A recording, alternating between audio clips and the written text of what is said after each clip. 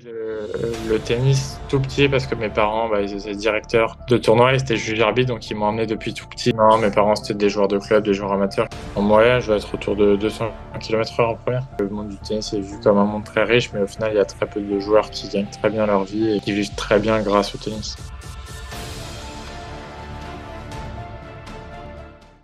Au cours de ces dernières années, j'ai eu l'opportunité de rencontrer plusieurs joueurs de tennis professionnels. Leurs points communs sont une résilience à toute épreuve et une détermination sans faille. Cela m'a confirmé que l'on ne naît pas champion, on le devient.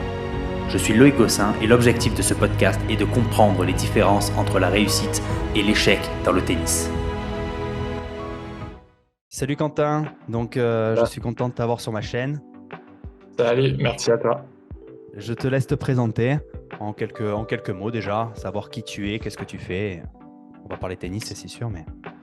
Je m'appelle Quentin Alice, j'ai 26 ans, je suis joueur de tennis pro, je suis à peu près 70e à l'ATP cette semaine et voilà. Tu es plus joueur double ou simple?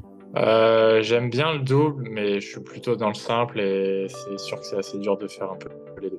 Donc du coup, raconte-nous un petit peu ton histoire au niveau, tu as commencé à quel âge le tennis? Qu'est-ce qui t'a fait commencer le tennis? Qu'est-ce qui t'a fait continuer le tennis? Parce que c'est quand même un J'ai sport commencé difficile. le tennis tout petit parce que mes parents ils étaient directeurs de tournois et c'était juge arbitre, donc ils m'ont emmené depuis tout petit sur différents tournois. Donc vraiment, j'ai grandi avec la raquette dans les mains. J'ai commencé à faire quelques petits entraînements quand j'avais l'âge de 4-5 ans et après voilà, j'ai tout de suite adoré et adhéré à ça et du coup depuis j'ai pas quitté ce sport et donc on peut dire que depuis vraiment tout petit je suis baigné là-dedans. D'accord. Et est-ce que tu as eu des moments où tu as eu envie d'arrêter ou tu as toujours été vraiment ta passion et ton sport?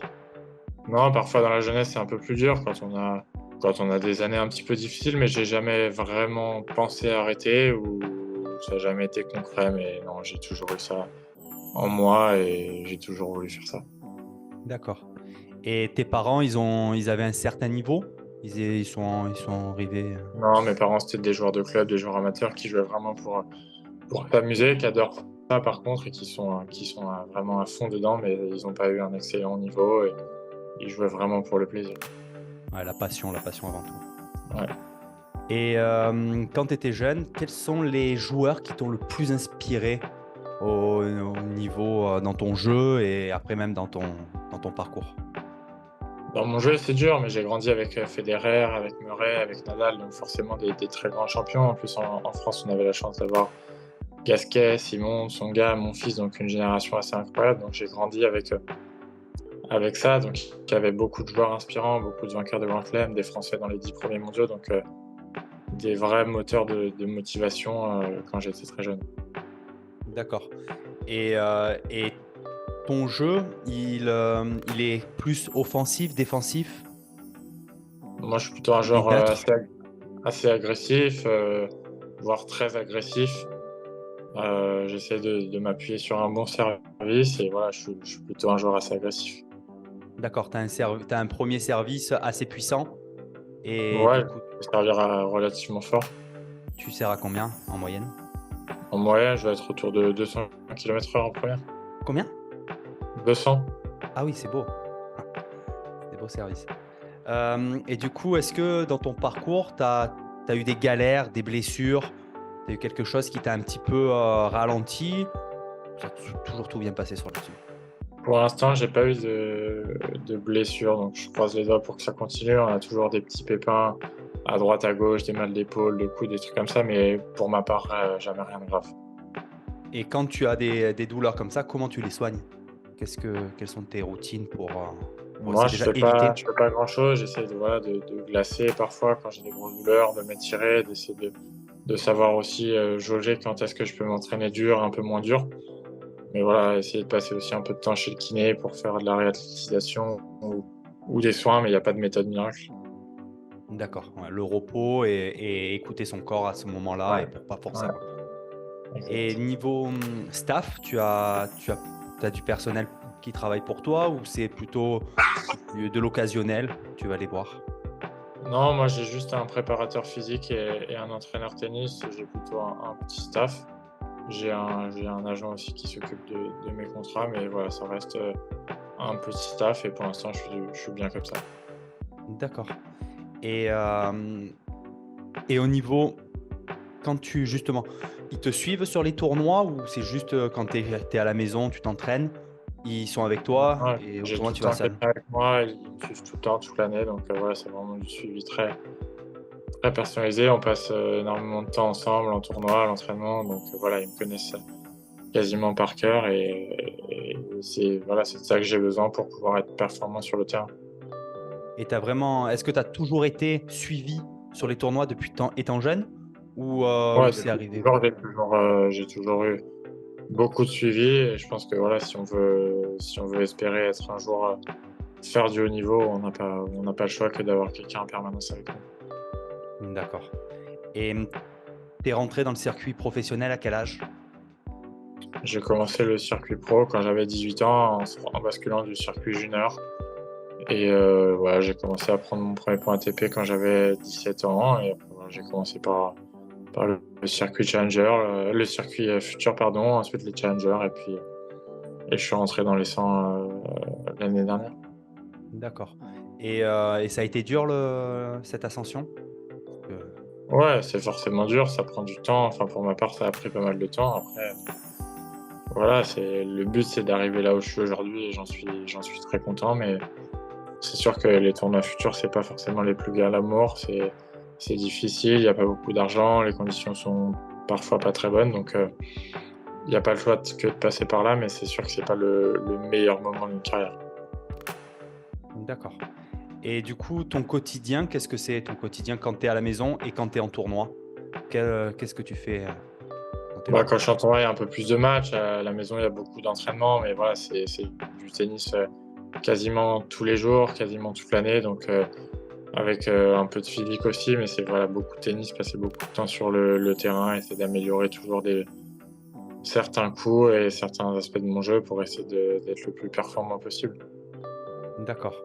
Donc, tu cibles quoi? 80 c'est tennis, entraînement de tennis, 20 sport et enfin ou 10 sport et 10 récup, qu'est-ce en termes Ouais, de c'est la plus grosse partie de mon temps consacrée sur le cours de tennis parce que voilà, quand on fait du tennis, on fait aussi de la muscu, on fait aussi du cardio, donc voilà, essayer de passer un maximum de temps sur le terrain de tennis à s'entraîner. Après voilà, un peu de spécifique renforcement, de cardio et un peu de récup aussi.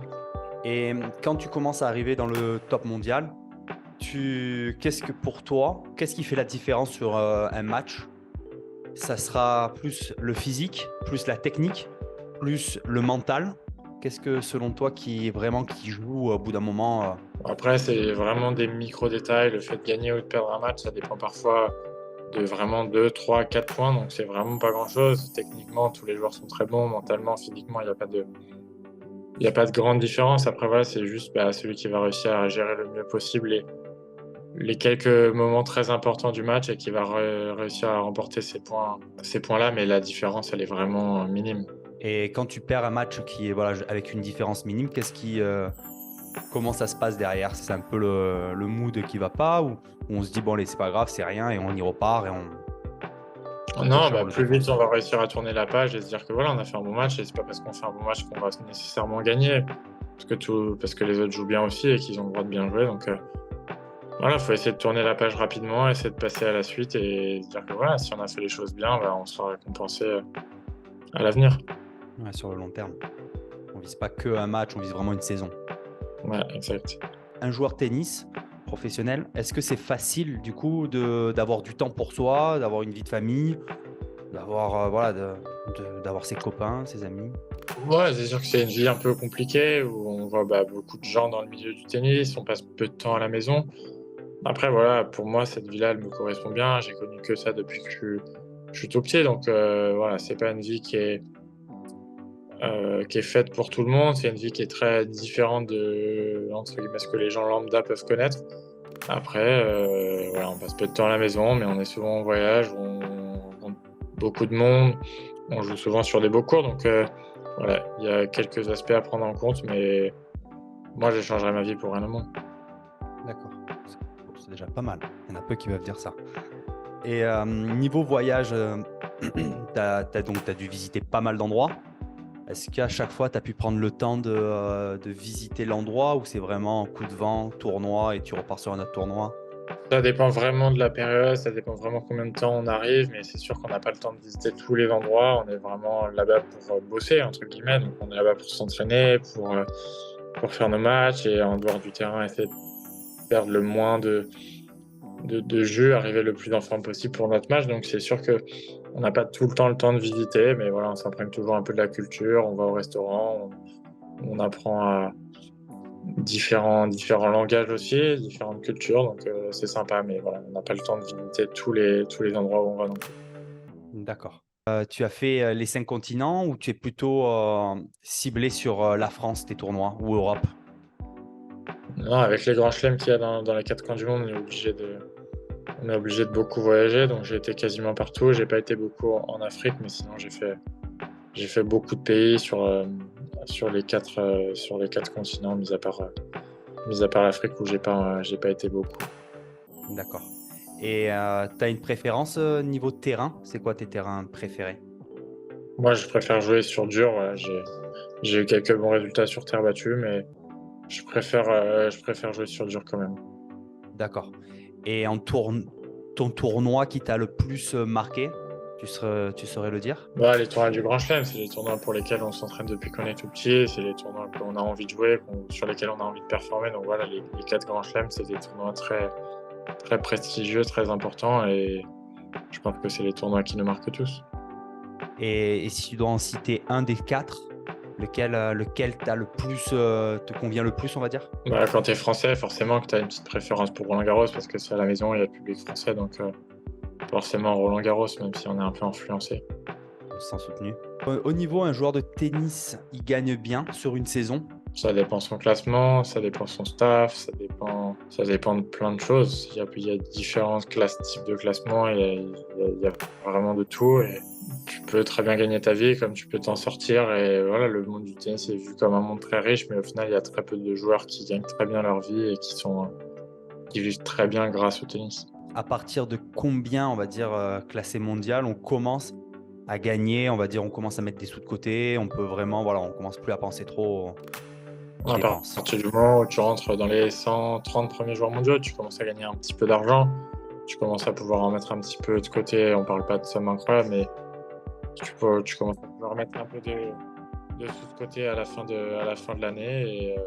Et voilà, donc ça fait quand même peu de joueurs et peu de personnes qui peuvent vivre vraiment très bien grâce au tennis. On m'a toujours dit que, bon, à part, voilà, comme tu dis, les 130 premiers, mais on m'a toujours dit que les joueurs de tennis, ils gagnent leur vie après leur carrière quasiment. C'est au moment où ils commencent à devenir soit entraîneurs, soit dans cet univers-là, mais c'est plus après que pendant. Ouais, maintenant, voilà, les prize money, tout est en train un peu d'augmenter, mais le coût de la vie aussi, donc du coup, ça fait pas une si grande différence que ça, mais voilà, c'est sûr que, bah, il y a beaucoup de joueurs qui galèrent et c'est pas si facile que ça. Et voilà, le tennis a une mauvaise réputation en termes d'argent. C'est pas un sport qui génère tant d'argent que ça pour beaucoup de joueurs. Ouais. Alors que c'est un des sports les plus regardés au monde et c'est vrai que ça rapporte pas autant qu'un joueur de football ou voilà. Ça, c'est sûr. Au niveau à côté, tu es entrepreneur ou tu t'es vraiment ciblé que tennis? Non, je fais que du tennis et je me concentre que sur ça. Je suis à fond là-dedans et voilà, quand je suis à Paris à l'entraînement, je me concentre que sur le fait de m'entraîner, d'essayer d'être un meilleur joueur. Et quand je suis en tournoi, je pense qu'à mes tournois. Donc, pour le moment, il y a vraiment que ma carrière qui compte. Et est-ce que tu es un investisseur dans la crypto, dans l'immobilier, dans la bourse? Rien du tout. Non. Que tennis, tennis. Au moins, t'es focus. Ça reste, on va au tableau. À côté, quels sont tes hobbies? Ah, c'est entre guillemets assez difficile parce que voilà, comme je disais, on est tout le temps en voyage, on voyage beaucoup. Quand on rentre, on est content de passer un peu de temps à la maison, de voir ses proches. J'aime beaucoup regarder différents sports, le foot, le rugby, le golf. J'aime beaucoup regarder le sport en général à la télé. J'aime bien jouer au golf. Mais voilà, sur toute une année, ça représente pas beaucoup de temps parce que, bah, comme je le disais, tous les jours on va s'entraîner, toutes les semaines quasiment on voyage, donc ça nous laisse peu de temps libre finalement pour faire ce qu'on a envie. Et voilà, parfois quand on rentre de longs tournois, de longues tournées, on est juste content de se poser à la maison, de profiter d'être à la maison et de rien faire aussi. D'accord. Et sur l'année 2023, quels sont tes objectifs? Qu'est-ce que tu... L'objectif, c'est voilà, de monter le plus haut possible au classement ATP. J'aimerais bien rentrer dans le top 50. Je m'en sens capable. Maintenant, voilà, ça va demander beaucoup de rigueur, beaucoup de vigilance pour être en forme toute l'année. Donc voilà, intégrer le top 50 en 2023, ce serait un bel objectif. D'accord. J'ai pas demandé, mais du coup, de ton alimentation, comment tu te nourris? Au niveau, tu prends des protéines, tu prends des compléments alimentaires, tu prends... Non, je prends pas tout ça. J'essaie de faire le plus attention possible. Maintenant, je me connais, je sais ce que j'ai besoin. Le fait de malgré tout bien manger et manger en quantité suffisante parce qu'on fait quand même beaucoup de sport, donc on élimine beaucoup à des heures bien précises. J'ai pas un régime alimentaire extrêmement strict. Et c'est toi qui te fais à manger ou tu as quelqu'un qui te fait tes repas? Non, je me fais à manger, j'entre à la maison, je cuisine, j'essaie de me faire voilà, des repas assez équilibrés, mais c'est moi qui cuisine. D'accord, c'est pas trop dur du coup avec justement avec ce train de vie assez intense à côté de devoir gérer ça? Bah, c'est pas plus dur qu'une personne qui rentre du boulot le soir, donc voilà, faut juste, comme tout le monde, se faire les courses, se faire, des idées de repas et voilà, essayer de manger le mieux possible. D'accord. Si tu avais un dernier tips à nous donner au niveau pour progresser, pour un joueur débutant, intermédiaire, si d'un coup tu devais donner un petit conseil, lequel serait? Si j'avais un petit conseil, ouais, c'est d'essayer de tous les jours se fixer un petit objectif pour progresser, même pas grand-chose, juste, quand on a raté un match, essayer de se demander pourquoi on a raté, essayer le lendemain de le rectifier. Si chaque jour on se met des mini objectifs et qu'on arrive à les atteindre, au final, ça fait beaucoup. Parfois, je vois beaucoup de joueurs qui vont sur le terrain et qui savent pas trop pourquoi ils vont sur le terrain, ils tapent la balle ou ils vont en match juste pour faire des matchs et voilà, essayer chaque jour de se mettre des mini objectifs, se dire aujourd'hui, voilà, je vais travailler, je sais pas, mon coup droit croisé, demain ce sera mon coup droit long ligne. Et si tous les jours on se met vraiment des petits objectifs et qu'on arrive à au moins essayer de les atteindre chaque jour, à la fin de l'année, bah, ça fera beaucoup de jours où on aura évolué sur notre niveau de tennis. Donc du coup, c'est vraiment jouer en pleine conscience. Vraiment de se dire, voilà, aujourd'hui, je veux travailler telle chose, Voilà, prendre aujourd'hui, conscience. je peux te dire, je vais à l'entraînement et pendant, je sais pas, 1 heure et demie, 2 heures, bah, je vais me concentrer vraiment sur, mon coup droit croisé. Voilà, pendant 2 heures, bah, je me concentre vachement là-dessus. Mon prochain match, je sais que, bah, ce coup-là, je l'aurais bien travaillé, je le maîtriserai plus. Et puis le lendemain, se dire: «Je vais me travailler, par exemple, ma volée», je sais pas, plein d'aspects différents et si tous les jours on s'attarde à bosser quelque chose, bah, pendant 2 heures, le faire vraiment avec beaucoup de être très précis sur ce qu'on fait, au final, à la fin de l'année, ça fait une grosse différence et on aura quand même bossé sur pas mal d'aspects du jeu et voilà, pas aller sur le terrain pour aller sur le terrain par défaut, essayer d'y aller vraiment avec un objectif précis le plus souvent possible.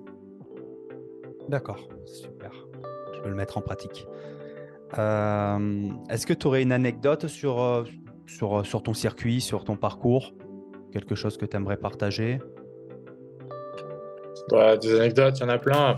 Après, non, moi, ce que j'aimerais partager, voilà, c'est les jeunes qui continuent à prendre du plaisir parce que, voilà, on voit forcément tous les gens qui sont à la télé, tous les gens qui nous font rêver, mais faut pas oublier que, de base, bah, pour moi, c'est une passion et que j'ai commencé comme tout le monde, dans un petit club et que, voilà, j'étais juste un petit enfant qui avait un rêve d'essayer d'être joueur professionnel de tennis et que j'ai finalement toujours pris du plaisir à faire ça. Il faut pas oublier de prendre du plaisir parce que, parfois, on voit les résultats, on s'agace, on s'énerve et on va sur le terrain, souvent frustré. Il faut pas oublier voilà, que ça reste quand même un sport, que c'est vraiment sympa et que voilà, le but du jeu à la fin, c'est quand même de prendre du plaisir. Et voilà, plus on prendra de plaisir, plus on aura de chances de se faire plaisir et de gagner des matchs. D'accord, c'est vrai que on l'oublie souvent. On l'oublie souvent car il y a trop de fois où on est là à fond, on veut toujours avoir un objectif plus, plus, plus, plus, et on en oublie presque, voilà, le moment, c'est le parcours, quoi, et de kiffer. Bon, ben merci beaucoup, Quentin. Merci Merci à pour toi. ce partage et de ton temps. Là, il te reste encore beaucoup de tournois là, à faire ou c'est bon? Oh, bah là, j'ai fini mon tournoi la semaine dernière, je me prépare cette semaine et après, il va y avoir pas mal de tournois avant Roland Garros. Tu vas aller jusqu'au bout? Ouais, j'espère que j'irai loin. Après, on est vachement dépendant du tirage au sort aussi, mais l'objectif, c'est de faire un grand Roland cette année. Bon, ben, je serai un de tes fervents supporters.